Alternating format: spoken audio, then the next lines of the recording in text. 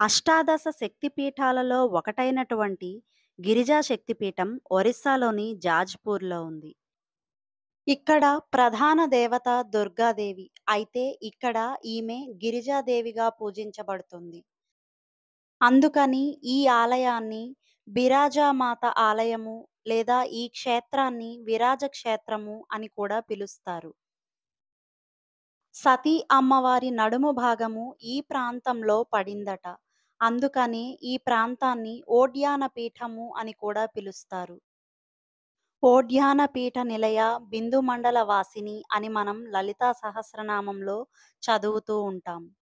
పిఠాపురంలో పాదభాగము, బీహార్లోని గయలో శిరభాగము ఉన్నాయి.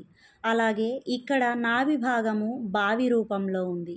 ఈ బావి దగ్గర పిండ తర్పణాలు, పితృపూజలు విధిస్తారు. ఇక్కడ దుర్గాదేవి ద్విభుజంగా ఉంటుంది. అంటే ఒక చేతితో మహిషాసురుని ఛాతీపై ఈటెను వేస్తూ ఇంకో చేతితో అతని తోకను లాగుతూ ఉంటుంది. ఈ ఆలయం వైతరణి నది ఒడ్డున ఉంది. ఈ ఆలయానికి కొద్ది దూరంలోనే బగలముఖి దేవత మందిరము ఇంకా త్రిలోచనేశ్వర ఆలయము ఉన్నాయి.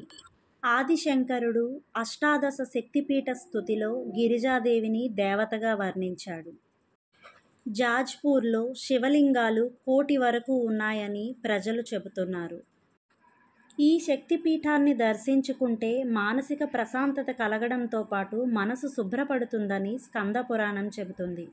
ఈ ప్రాంతాన్ని చేరుకోవడానికి ఒరిస్సాలోని కటక్ రైల్వే స్టేషన్ నుంచి వెళ్లాల్సి ఉంటుంది.